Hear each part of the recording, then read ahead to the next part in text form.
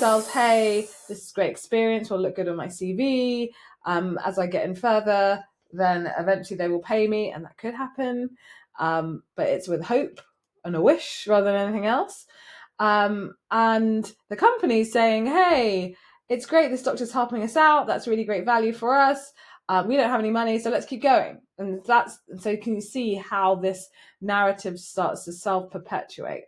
The doctor gets pissed off, unhappy, starts to move away, and then goes on to the next company. And the initial company goes, well, I got one doctor for free. So you can see where this is going. So that ensures that you can step into high value, non-clinical, impactful roles with purpose, with power, and with pay. And talking about pay, we are going to be talking about working for free. Yes, working for free. So if you're at an early stage in your career, in industry, you need to get the foot in the door, right? Right. And how do you get your foot in the door? An opportunity comes by, a startup company, and you're thinking, hey, they don't have any money. I really want to help them. I want to get the experience. This will look good on my CV. Everyone says you have to start from scratch because I'm starting from the beginning. Once they see my value, they'll offer me something.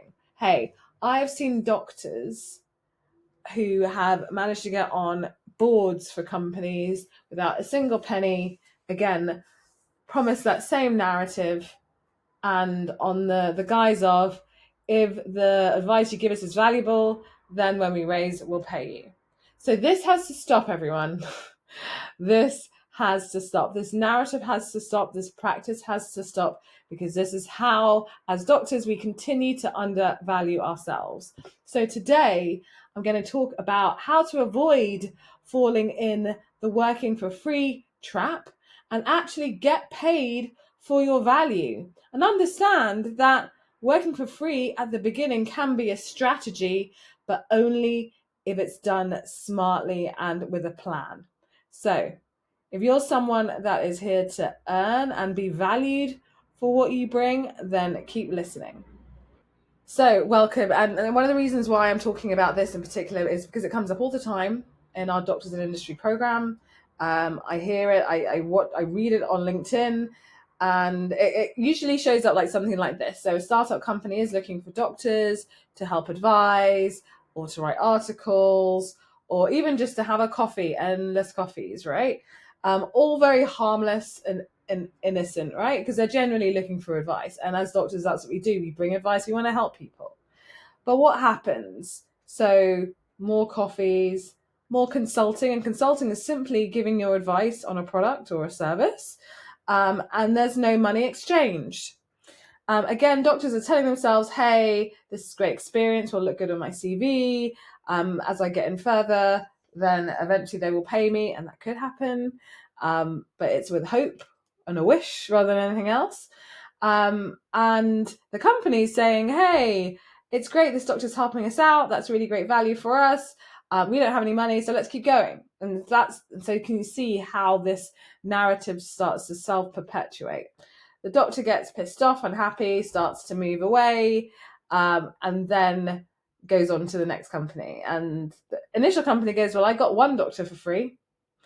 So you can see where this is going. If we were barristers, there would be none of this happening, right? And so let's talk about why, as doctors, we've normalized undervaluing ourselves. We've normalized essentially working for free.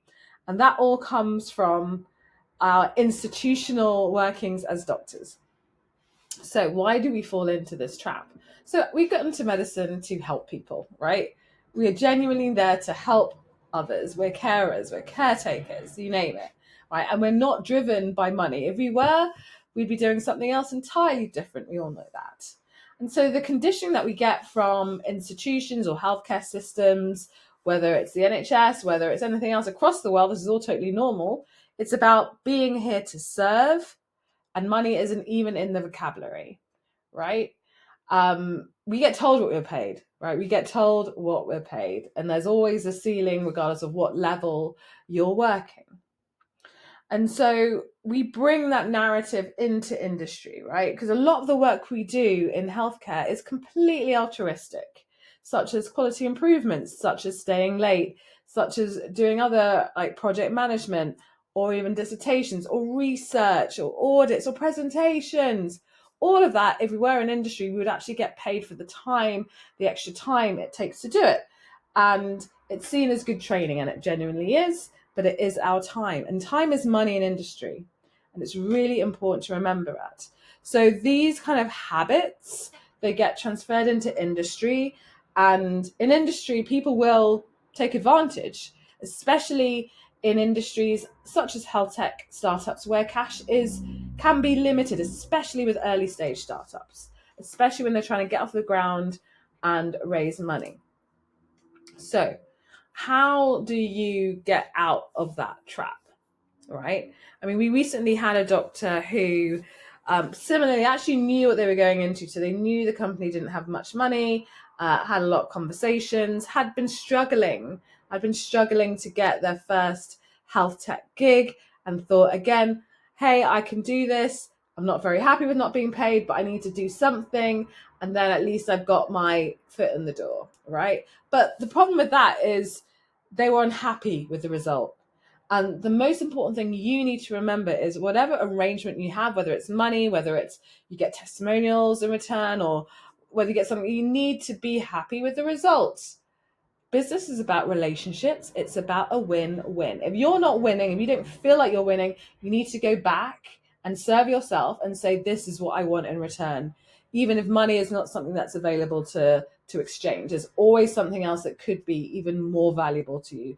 And the most important thing is state your value, whether it's in money or other terms. So, for example, in digital health, right? Every doctor, anything that comes out of your mouth is valuable, right? Whether it's your network, whether it's people that you know, whether it's processes that you know, whether it's the clinical elements. There's so much that actually is a huge game changer for a lot of these startup companies, right? And so it's so important that you recognize and understand what is your knowledge worth? What is that little noggin of yours in your brain? What is it really worth to the company? So we have another doctor who was working with a tech company, and their work, their advisory, and not even for that long, a few weeks, was a huge game changer that transformed the result for this company that later enabled them to raise 2 million just by having that medical credibility, just by having that backing, right? And that doctor was paid for their work and then was paid again afterwards after they'd raised to say, hey, thank you. And I think got some continuation of work after that, right? So what you should do when you're going in and say the other party does not have any money, you have a choice, right? And it's really important to say, this is what I'm worth. If you don't know, we have benchmarks. We talk about, again, what is it worth in relation to what the return on investment is for the company. But if they literally don't have any money and you want to work with them, you've got a few options. One is you can say limited boundaried worth. Again, your time is precious and it's something you want to do. So it could be an hour of your time that you do in exchange for a testimonial, in exchange for a referral or a few referrals, in exchange for a shout out, something like that.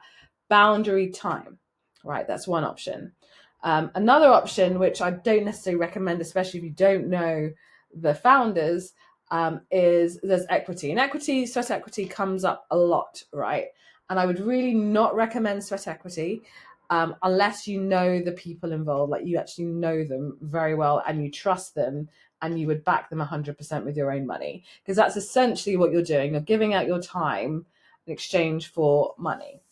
And the problem is with startups is that most of them, like over 90% of them, will fail in the first 2 years. So if you're someone that's like, I've got these financial goals, I want to consult in industry, you have to focus on the companies that actually have the money that they can pay you. I think that's one of the biggest challenges that doctors face in the early stages of the journey, is finding companies that genuinely have the money to pay you. Other options, especially with companies that are either low in cash flow or don't have the funds, is again, have a very scoped, defined, not longer than 6 weeks project, right? So usually we advise something that's up to 6 weeks maximum, if not 3 months, but should be priced accordingly, right? So that's a short-term engagement, or it even could be one day. So we've got one doctor in our program recently who had a consulting piece for £3,000 for 1 day's work, or 1 day's worth of work, right? It's not about how much time you spend on it. It's about the value, right? I know people that have earned 100K in an hour, right? An hour's worth of delivery. Again, the value, and this is for very high level, very highly impactful companies. If you get to a point where you've been working in a company for a while and it remains to be unpaid or lowly paid, you just have to stop. You just have to stop, right? Especially if you're unhappy, because again, your time is valuable, and really learn how to negotiate. So we've got one doctor who, in a tech company, one of two doctors in a tech company, was paid for this role. However, recognized their value quite quickly, especially as they developed through our program, and was able to position themselves from I am a doctor working in a tech company to I am helping to transform and helping tech companies to build medically valid products that they can then scale, right? Again, positioning is everything. And so this doctor managed to then double their prices because they positioned themselves as valuable, and they had a lot of interest from other companies as well. Again, positioning is everything. Being clear on the problems that you help companies solve is key. And the final bit is you need to get support, right? There are too many doctors that are literally winging it out there. Can you imagine medicine, right? I remember a doctor said to me once, I can get all of this on the internet. I can learn about leadership. I can learn about business. I can learn about, yes, you can. You can also learn about medicine on the internet. You can do it all by yourself. But what do you think would happen if you did it all by yourself? I mean, there's a good reason why medicine is regulated, but let's think of a world where medicine was not regulated, right? You could literally go and look it up online and then start practicing. But the practicing bit would be the hardest, because you've got theory and then you've got practice, and that takes time. So a lot of us went to medical school for at least 5 years. At the end of medical school, how many of us were very confident about being a doctor and actually starting on the wards, right? I certainly wasn't. It was the practice that got me confident, not the learning and the lectures, right?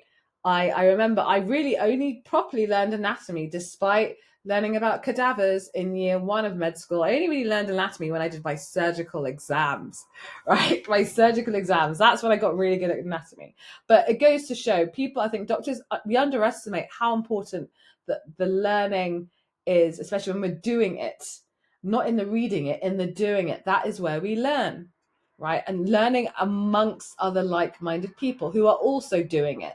So if you are developing your careers in your business and industry, whether you're in leadership, whether you're self-employed, whether you've got an amazing business, do not do this alone, because A, it's slower, B, it's lonelier, C, you will not achieve the impact that your hard work really deserves, because your network is your net worth. You've heard me say it several times before. I'll say it again. Your network is your net worth. Right? So just to summarize, working for free is something that we've essentially, it's been institutionally dug into us as doctors who genuinely want to help people, right? But that will not work in industry, because you risk being exploited. And the answer to this is really understanding your own value in industry and really positioning yourself and boundarying your free time and your free energy. And free is a really great strategy, but only done when it's limited and specifically leads to an upsell to a paid service. For example, a very common way of doing that is, say, a tech company approaches you on LinkedIn. We do have a lot of that happening with our doctors. They have an initial discovery call. They might have another one. But even that discovery call is the value.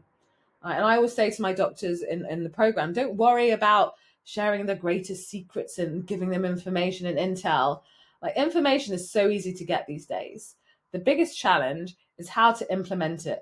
And most companies do not have implementers or people that can actually come in and sustainably give them advice, step by step, done with you advice along the way, right? So that is where the value is. It's actually implementing it in context in relation to a problem and relation to a product. That is the key. So really understanding the value and taking your services from free, sharing your knowledge, but actually upselling it to a paid service as quickly as possible.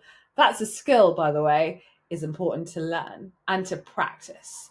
You can also offer a paid trial or a scope product, again, which is boundaried, and that does not have to be priced according to the hour. You know me, I'm not a fan of hourly pricing, values-based or premium price.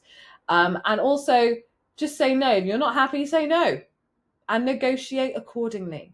And if you are happy to do a free and paid project, remember, nothing's ever free. Your time is your value, right? So if money is not involved, then look at other ways that you can really gain the value that's boundaried, such as so many testimonials or video testimonials are even better, referrals, multiple referrals, entries into other networks, you name it. You can be as magical and creative with it as you want. And the most important thing is that you are happy. Do not tell yourself it's for your CV. Do not tell yourself it's just because you need experience, because people get paid for experience. That is the reality of it. Do you want to be one of those people? You probably do. If you are someone who is really passionate about really growing yourself and your opportunities in industry this year, then go and head over to doctorsinindustry.com, check out our website. If you feel that this program is something that can really help you grow, then apply, and we will see you in our program if it's a great fit for you. Remember, don't do it alone. That was the last point.